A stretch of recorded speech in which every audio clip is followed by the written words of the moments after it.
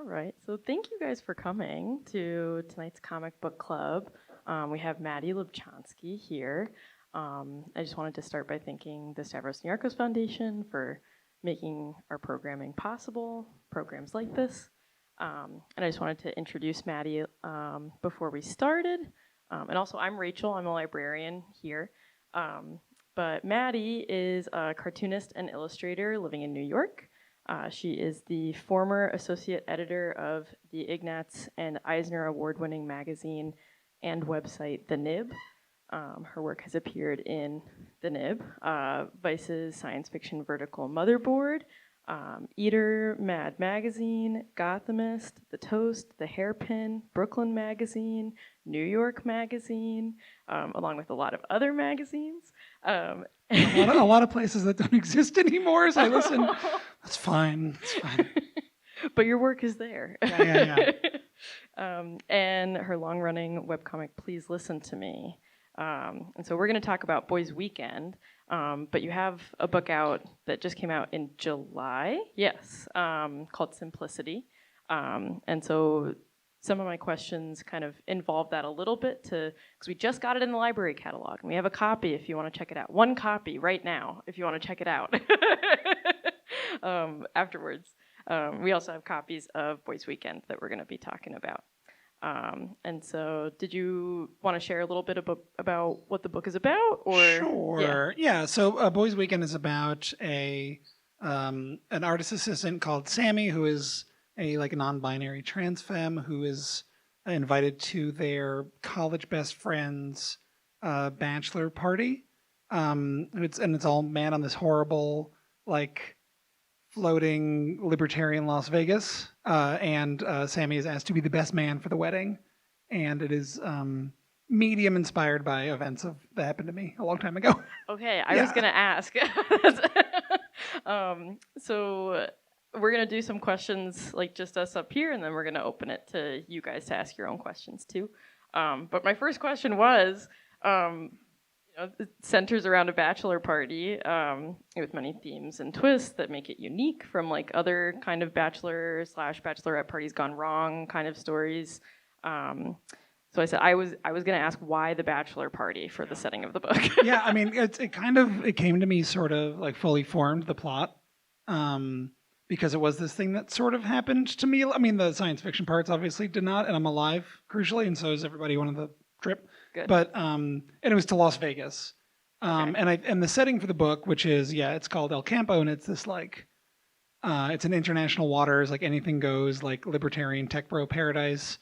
And the setting was, for me, because when I first started working on it, it was just going to be in Las Vegas, and you would talk to people about it, and you'd be like, "Oh, it's set in Las Vegas." I'd be like, "Oh, I love Vegas," and I'm like, "Okay, well, I don't," and I kind of wanted people to feel the way that I feel about it, so I had to kind of remove it from there. And it was actually very inspired by when I was working on it. I reread *The Dispossessed* by Ursula K. Le Guin, which is maybe my favorite book. And in it, it's someone experiencing capitalism for the first time. It's like an anarchist who lives on the moon and comes to Earth and experiences capitalism, and the whole book is bitch, you live like this, and about a world that kind of looks like ours. And I kind of wanted people to experience that for what it feels like for me to go to Las Vegas, where I felt like I was experiencing America for the first time in my life when I was there. Yeah, because it's a different. I've never been to Las Vegas. Don't go. Yeah, I don't plan to anytime soon.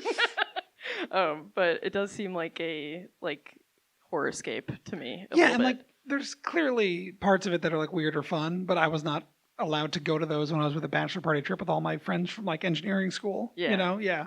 Yeah. Okay. So I was also gonna ask, in both of the books, the worlds are very similar to the world that we live in. They're in the future, but with advanced technologies and regulations surrounding those technologies.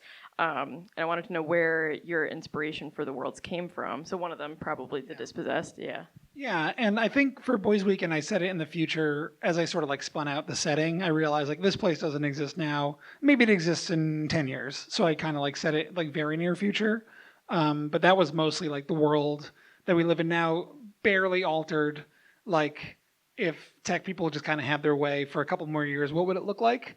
And Simplicity was more like, I tried to set it. It takes place in the 2080s, and like America has collapsed into these like walled fascist city states, and that one was sort of an outgrowth of the sort of journey I had for the character, where I wanted him to come from this like very prescribed, closed off place that fit in a little bit with like how he was himself, a little closed off, like to his own body and his own life.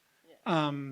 And I think when I'm writing the science fiction stuff, I'm actually I think a lot about the dispossessed, and I think the other thing that's a big inspiration to me is Margaret Atwood's Oryx and Crake, which Margaret Atwood, an author that's never said anything weird about anyone, not about me, but and like she's very hit or miss for me, but that book in particular, I love so much, and it was written in I want to say the late 90s, early 2000s, and it takes place around now, and it's so weirdly prescient in a way that a lot of books aren't, in terms of just like what happens if tech oligarchs are allowed to run the world, and like the way it is applied is a little more about like genetics in that book, but the sort of like the way in which people are like, in these like live work compounds, and the whole world looks like Silicon Valley 10 years ago, and it was just kind of a fascinating way. And what she does in that book is like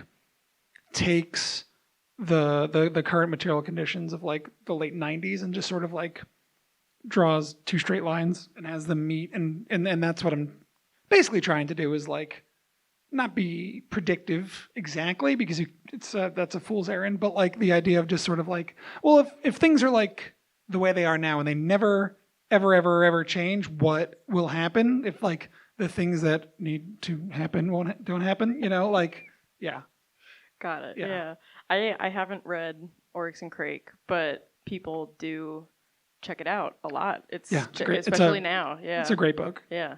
It seems like might be something that I have to read. Yeah. There's 3 of them to I think diminishing returns, but the Oryx and Crake is really, really good. Okay. Yeah. All right. Well, I'll check it out. I like you're like, here's one of my favorite books, and the author, well, she can't write anything else. No, that's not what I mean. It's No, but I get what you're saying. Yeah.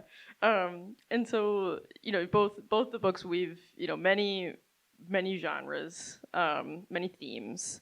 There's elements of horror. There's elements. Clearly sci-fi. There's elements of speculative fiction. There's in Simplicity. There's a little romance. There's themes of like friendship and gender and exploration of self, and all of that is all of those are in one book. So what are your influences in terms of like weaving together genres? Yeah, that's a tough question, honestly, because I just I try to take in a wide field of things. So like, I rewatched, for something I was doing, I was rewatching the original cast recording of Into the Woods from like the 80s, and I was actually realizing that I'd sort of incepted myself watching that a lot, in terms of just like, how do you weave together, like I've got like 5 really big ideas and a genre story, and I want to do character stuff, and that kind of thing is real. I bet I try to take in as many like kinds of media as I possibly can. I don't really read a lot of comics when I'm writing or drawing a book. Really? Okay. I just don't want to be biting my peers. Yeah. I'm like really afraid of it. You don't want it to be like sucked in. So I just like, so I'll just like, when I was like, when I was working on Simplicity, which has this sort of like very like folk horror-y setup to it, I was like, well, I'm just gonna like watch The Wicker Man 1,000 times and just like pick out what's interesting about that atmospherically to me. Yeah. Yeah. Okay. Awesome. When you're not writing, then what are you reading? Oh, anything that I can get my hands on. Like, my favorite thing to do is to go to an indie comics convention and just wander around and just grab things from. Yeah. At this point, I've been doing comics for so long that I have so many. It's like I'm just like trying to keep up with my friends' books. Yeah. And like then like the idea of like stumbling across something I really love, it really happens a lot. Like when I go to like the Small Press Expo in DC, or I go to Mocha Fest here in New York, like I try to go to these conventions and just like pick up whatever I possibly can. But I try to like not read work that's too similar to mine even then, because I want to expand horizons at all times. No, that makes sense. Yeah. All right. And so there's in Boys Weekend, you draw a lot of connections between like tech and the folks involved in the tech industry, and like gendered experiences. Did you want to explain like maybe a little bit more about like the connections you see or like your experience because you said that you were in an engineering school. I was. Yeah. And I think it's excuse me. I think the thing is when you talk about tech as the thing, we're talking about capitalism, right? Yeah. Like technology used to mean how they made like glass lenses in the 17th century, right? Like it's always like technology has always been this the driver of capitalism. And I really recommend a great book called Palo Alto by Malcolm Harris that's about like the development of this stuff. And like technology used to mean like the radio, right? Like it's just a different expression of it now with like apps or crypto or whatever. But to me, a lot of it in Boys Weekend is like it's all one big monster is the whole thing, right? Like like gender depression or whatever you want to call it, or transphobia, homophobia, sexism, racism, all this stuff. It is things that are necessitated by the capitalism necessitates to reproduce itself, and it does all one big thing.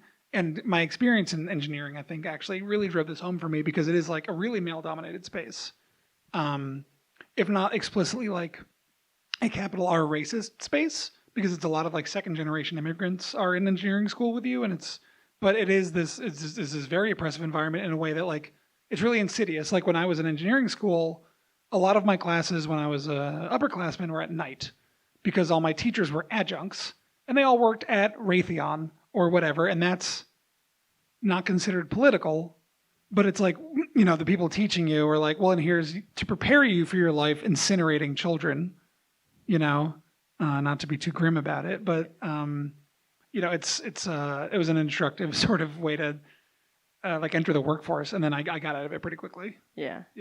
Okay. But that, you can see that with like what the monster ends up being in the end, kind of. Yeah. That's really interesting. All right, and then transferring a little bit more, both books also involve cults of some sort, or cultish groups. Yeah. In Boys Weekend, the cult fronts as like, a pyramid scheme kind of thing.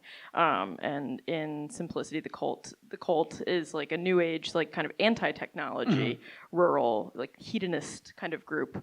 And so like, are you fascinated by cults? What fascinates you about them? Yeah. How do you find them useful? Because like they're involved in both of your stories. How do you find them useful in your storytelling? Yeah, I think what's interesting to me is how people get radicalized one way or the other. And like in Boys Weekend, it's like, about the sort of like cult-like effects of the draw of masculinity or capital or all the or oppression. Like these sort of things are very enticing to people, and like, why is that? And I was trying to get at something there.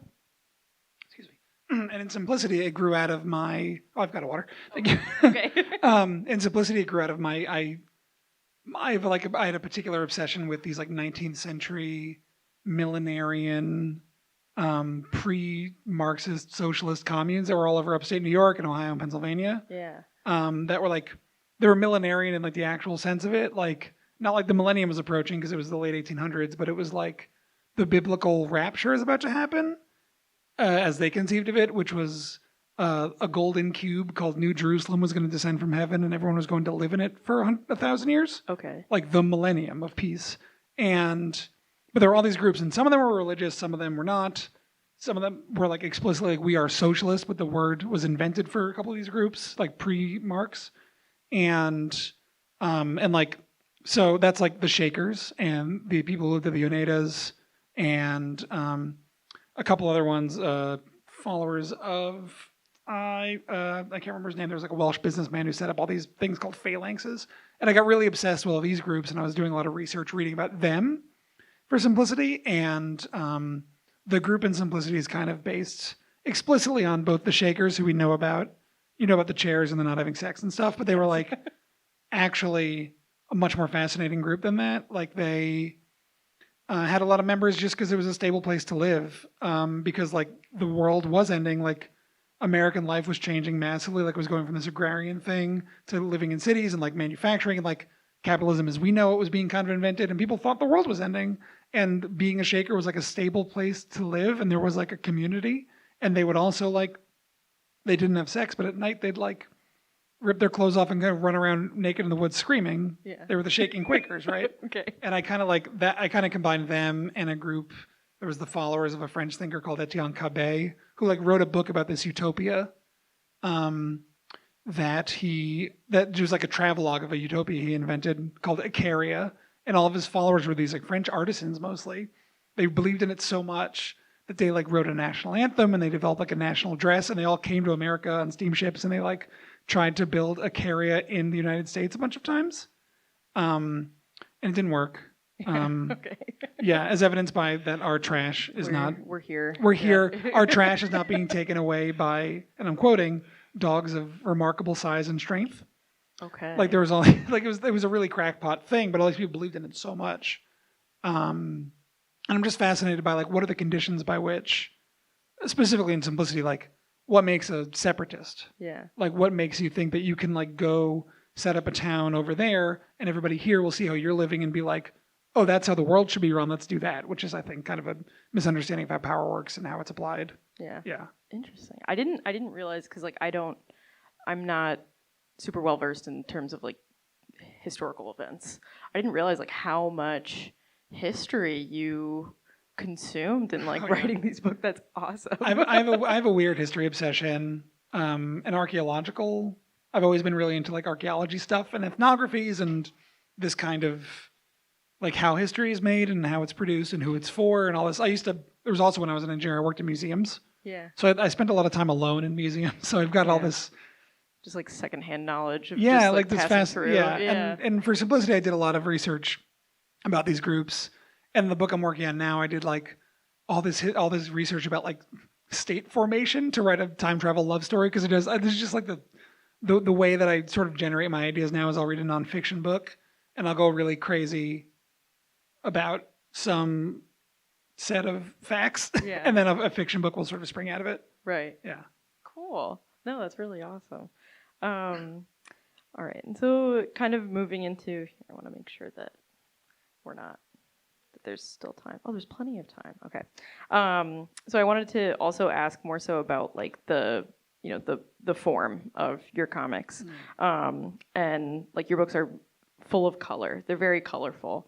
How do you choose the colors? Do the colors have any kind of symbolism attached within, either of the books? But yeah. Yeah, I think for Boys Weekend, I was just trying to overwhelm you a little bit. Yeah. Like it's a really colorful book just because I wanted... That's like Vegas. I wanted the setting to be sort of like maximally horrifying. It's like bright even at night, but the colors are like everything's neon. Like the best neon you can approximate in print book, which is hard. It's really hard to do. Yeah, I was doing a lot of color testing when I was printing up pages at home for months trying to like get it right. But I don't have any formal art training or color theory knowledge, so it's a lot of like gut check, like just I sort like of like that. Yeah. looking at something aesthetically that I'm trying to match and making a palette out of that and working that way. Simplicity, there's actually like a color story to it, whereas like because there's kind of like two worlds in the book, so I kind of set like there's like the city where the main character comes from, and there's this commune that he goes to, and like the world of the city and everything from there is like purples and grays and blues and stuff, and then like this is like really simple stuff, but like the stuff in nature is greens and browns and earth tones and tans and oranges and stuff, and I'm just trying to like have eventually like teach the reader to like be clued into like what's happening quickly that way. It's just another tool in like the easy transition cartoonist toolbox. Yeah. Okay, interesting. Cool. All right, so I have two more questions left, and then I want to open up to you guys because this is like a book club. It's supposed to be kind of discussion. And so one of my last two questions, it's been about 2 years since Boys Weekend was published. Is there anything that you would change or update it if you were going to be publishing it like now? I might make it a Or little. no? Yeah, I might make it a little longer, honestly. Okay. It's a pretty short book. I had like some extended flashbacks that I had written but never used because I thought I was just like economically I was trying to avoid making it too long, but I realized that maybe I could have added some more meat on the bones to like some relationships in it. But they're in my mind, so I think they're on the page enough. But otherwise, I think I'm pretty. I reread it for the first time like the other day and over a year, and I was like, oh, this is pretty good actually. I'm pretty happy about it. Yeah. I liked it. That's nice. That's good. Yeah. All right. And so you did mention that you're working on another book, but you're fresh off of this newly published book, off of Simplicity. And I was going to ask, is there anything coming up? And what's exciting about it, or what are you excited about it? Can you tell us anything about it? Yeah. It's been announced. The working title is Between the Collapses. It's another book for Pantheon. My third for them. It'll be out. Oh God, I'm like penciling it now, so it'll be out in 2 to 70 years. I don't know how long it's going to take me. But it's like the sort of elevator pitch for it is like, imagine you had a breakup so bad that you stole your girlfriend's car, but her car was a time machine.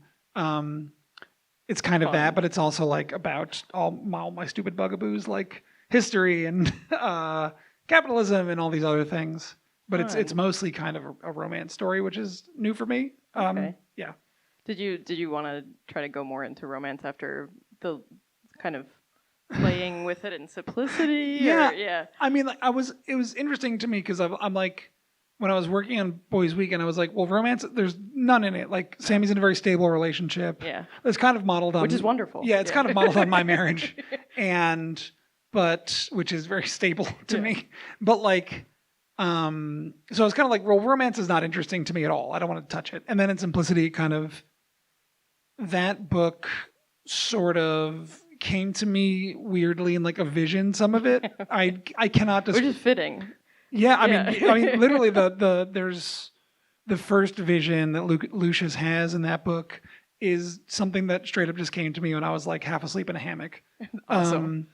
And the rest of the writing was me figuring out who that was and what was happening. So this like sort of erotic stuff was like baked into it, and it was kind of about this one person and like getting in touch with his own body and all that stuff. But it wasn't necessarily like capital R romantic, I don't think. Yeah. Despite it having like a romance in it. Yeah. Yeah. It was more like sexy. That's not the point. Yeah. Yeah. And like that was the point. And then, the book I'm working on now is actually an idea I had for a book like 12 years ago. Okay. And I've been kicking it around forever. And I started writing it and I was like, this is not my first, this is like, and it was before I had published any long form work and I was mostly doing webcomics. And I was like, this is my third book. So I'm like, I'm going to put this aside. I'm going to wait because I'm not like a mature enough writer to like handle something that's about adult relationships. Mm-hmm. When I thought of it when I was 28, I was like, I don't know anything about anything. Yeah. Despite being married at that time. But like, I was just sort of like, well, I don't know, like it just wasn't, I just think I had it in me. And now I'm like, well, I think I have a better handle on like human behavior. Yeah. And in the meantime I'm like a better writer and a better illustrator than I was. So I'm happy I waited. Good. All right. Awesome. Well, thank you so much for talking to me. I wanted to open it up to you guys, if you guys had any questions. So take a second if you need to. Just raise your hand if you have one, and I will go around. I'll pass the mic around.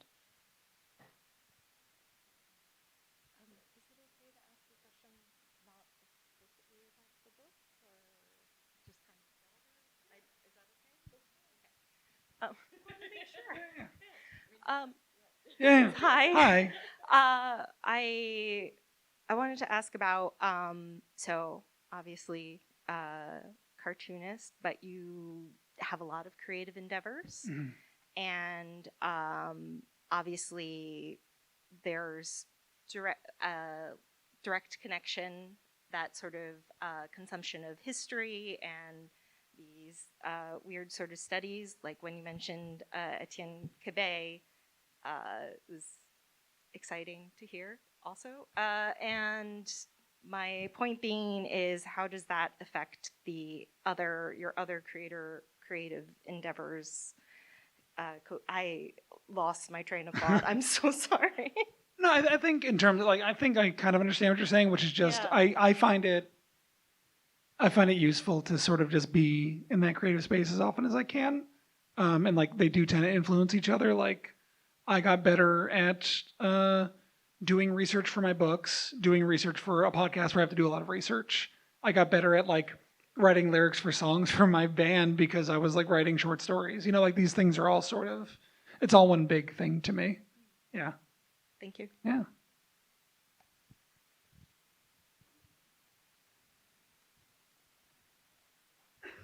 Hey, so we're allowed to say spoilers or whatever.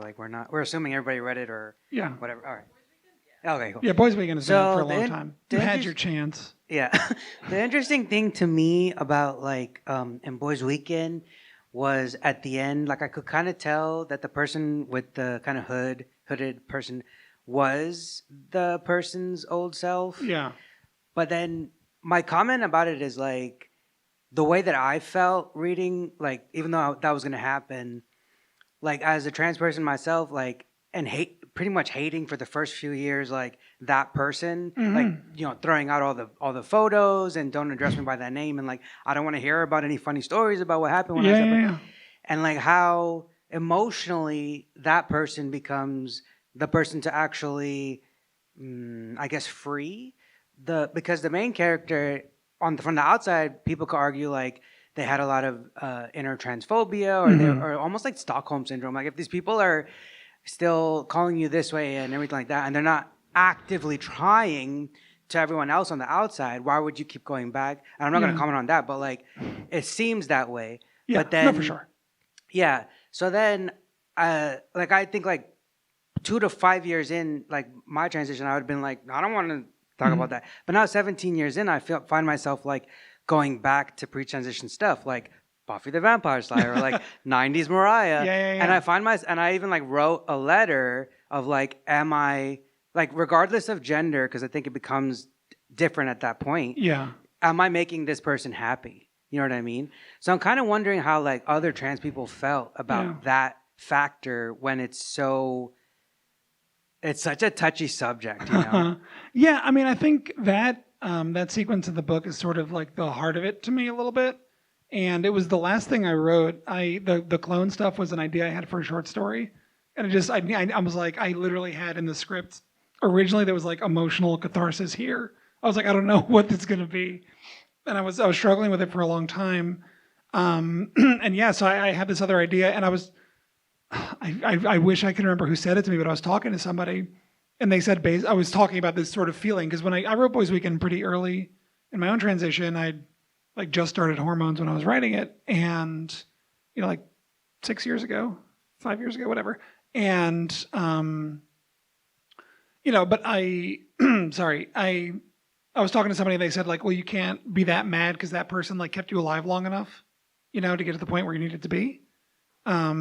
Which sounds so it's a little corny to think about, but it's true. And you have to what did she know? It's, you have to sort of have love for yourself there. And that was a lot of me writing it was sort of coming to terms with that myself. That was not how I felt about it when I started the book. And by the time I finished, it was actually very emotionally cathartic for me to write that sequence.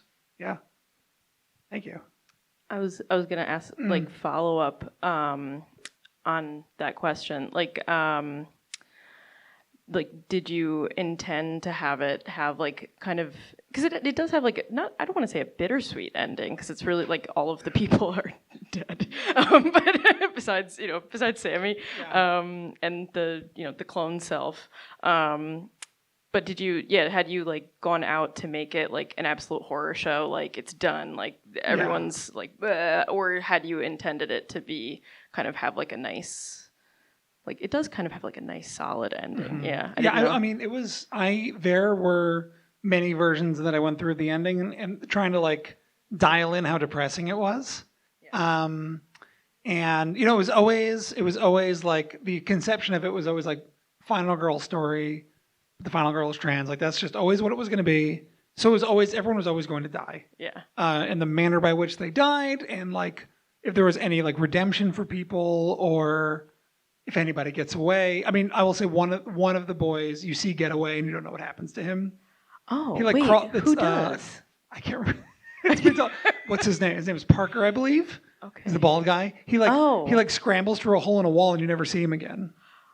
But it's like because he's like the least offensive of the boys. Okay. Yeah. And I was like, well, I don't want to draw him exploding. I'm just like, I was having too much fun drawing like the really horrible people dying that I was like, well, like I had too much fun drawing that cop getting murdered. And I was like, well, okay, I let this guy like escape through a hole in the wall. Let one of them get away. He's inoffensive, but it was always like, it was always going to be the ending, but like how it went down changed a lot of times. And sort of like the semi-active redemption of the best friend, Adam, like that was a late addition. But I'm very like reading it again now after a while. I'm very happy with where I sort of fine-tuned it to. Yeah. Yeah. It was a good ending. I felt like it was a good ending. Is there anybody else that had any questions? All right, here we'll go. I saw you first. Thank you. I think especially because you mentioned the dispossessed, if I'm remembering right, the subtitle to that is like a ambivalent or ambiguous dystopia. It's a ambivalent utopia, right? I think, or it's something like that. Yeah. It's the word utopia and then like a kind of word. Yeah. So I wanted to ask about ambivalence and ambiguity in satire for you because R.I.P. the Nib. Yeah. It was like not a very like subtle like kind of vibe. It was like a lot about bluntness, which is like one of its strengths. But moving into like long form narrative, I feel like it just has to change. So I guess my question is like how it was to kind of shift modes between those two things, and how you play with bluntness and like ambivalence in the longer work. Yeah, that's a good question because the first long form thing I ever did was a novella called the Antifa Super Soldier Cookbook that I like sort of wrote and drew in like a fevered month during lockdown, and it's like 60 pages.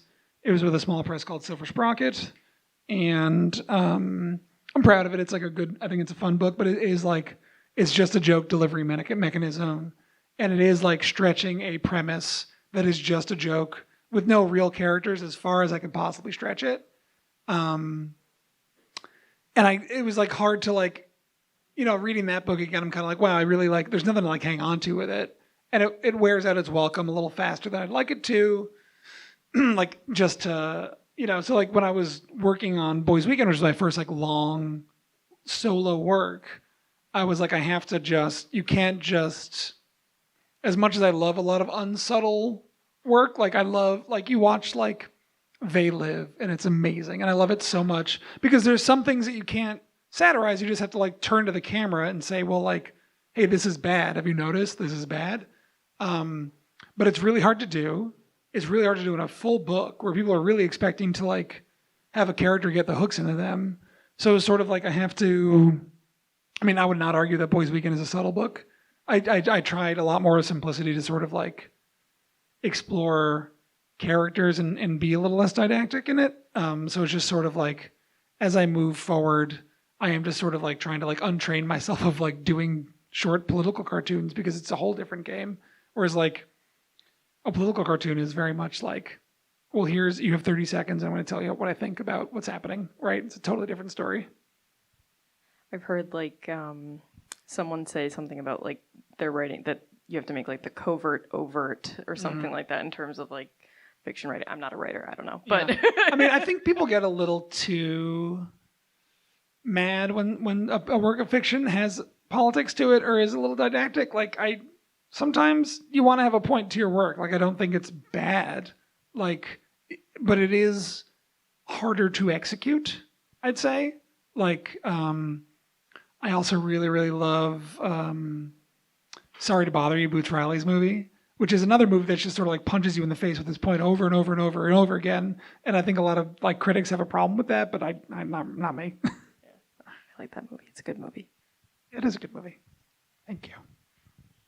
This is also kind of a question about short form versus long form. I know, like, in a lot of the comics that, like, the short comics that you read and post these days, like, science fiction is used to make, like, a very clear satirical point. Like, Yeah. I recently saw again, I think this is a recent one, like, the guy in the goo cage, or what, I don't know, in the goo cage, and they're like, why aren't you wearing the pin that says that's so bad? And the person's like, that would be really hard. I'm in a goo cage. Yeah. So that's like clearly using science fiction to be like, this is only one step from where we are. Yeah. And like, but you're relating a thing that is happening right now.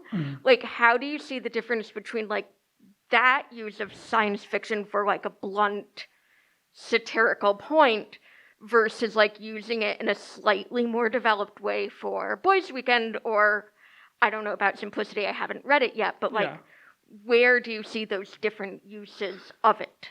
Yeah, so I mean, like the science fiction, like in the short form work, sort of was an outgrowth of me having this job doing political cartoons that I kind of fell into ass backwards, and not being a gifted caricaturist. I like can't do it, and I don't like to do it. And I didn't want to do comics that were like, did you hear what Donald Trump said this week? Because there's enough of that in the world of political cartoons, especially. And it's just not interesting to me to make. And so and also just the way that I think about politics is I try to think about structural issues first. And a bit easier and faster way to talk about those was to zoom out as much as possible and talk about it in these terms that you can sort of like make in metaphor, and instead of saying, and here's what happened this week in the news, you hear about this, you see this. So those are very much like me trying to be like, and here's this thing, I'm talking about a structural thing this way. Whereas like science fiction and long form for me is very much like, yeah, like in the sort of like, Le Guin, or like I think I've read a lot of Vonnegut as a kid, like this sort of like funhouse mirror of today to sort of just like make you think about the world that you're already living in a different way, and less like, I mean, on some level they are kind of the same thing, but one of them is just like, well, I'm gonna reclassify this thing that exists, and like, oh, like this person that sucks is like a monster that ate people's skeletons. Like that's a different, like I don't think I'd put that in a long form book, because you can't get 300 pages out of the skeleton eating monster, you know, as a metaphor. Yeah. Okay, I saw. Okay. You mentioned that increasingly with writing longer and longer work, that it was sort of a process of training yourself to not sort of approach it like it was either a novella length or even like, you know, a 4-panel comic. Now that you've completed like multiple book length works, have you noticed that that's like influenced or even like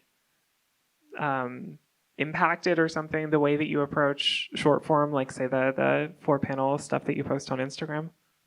Not in a way that I've thought about. I find myself worrying that I'm repeating myself more often because I've just said more stuff now in public. But the strips are so sort of like, that timing is so mechanical for me.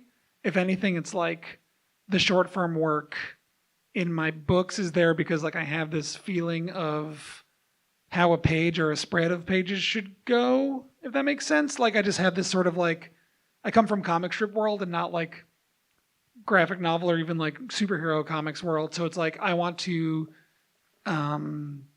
illustrate things as efficiently as possible with as few words as possible, and sort of like the timing of a page of comics always feels the same to me. So when I'm doing just a single page work or like an Instagram thing, it is just sort of this mechanical like, well, I have this many panels to get this thing out of me. But it if anything, it's just making me feel like I'm running out of things to say. Thank you. Hello. So comics are obviously both writing and drawing. It's true. So it's true. I know rumors have been going around. Okay. And I'm just curious, like your creative process. Like, are you often doing writing first? Are you scripting everything? Are you drawing and writing at the same time, or is it different? My process is like, I don't thumbnail even. I'm such a maniac. Like I really heavily outline. I really, really, really heavily outline first, and I sit around and I just think about the story for like, 6 months to a year, just like imagining what's happening without even writing anything down that's shot, like just random sentences of thoughts. And then I'll get a really, really heavy outline down to like, not dialogue, but like, here's a conversation where this thing happens, and then this conversation happens, and this scene happens, whatever. And then I'll script the whole thing. And my scripts are really, really detailed. It says like down to like how many panels are on the page, but also like how many panels are in the tier, how many tiers are on the page, like really, really detailed, like what you would see in pencil and thumbnails. I hate thumbnailing, it drives me crazy. I don't know why. I've tried to do it. If you're not familiar, it's like drawing the stick figures and like a rough layout of the page. And I don't know why. I find it so boring. and I pencil very slowly and I sort of roll it all into that step. And then I pencil the whole thing. I try to do the whole thing all the way through at each step. I can't like do the thing where you're doing all of it at once. I kind of like right now I'm penciling a new thing that I finished writing, I don't know, like 8 months ago. And it's like receiving transmissions from another person where like it is kind of like I'm reinterpreting my own words because I'm like, I literally don't remember what's happening next in my own book right now. And it's kind of exciting. Fun surprise. Yeah. Or I get really mad. Am I like, who wrote that? Like, I don't want to draw that. Like, why did I write that? Yeah.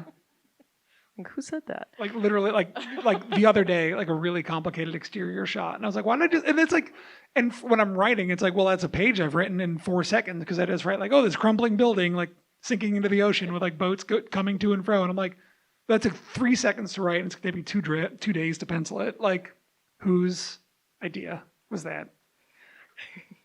Just a new venue for me to be mad at myself. That's funny. Did anyone else have any questions, comments, things you liked about the book? Yeah.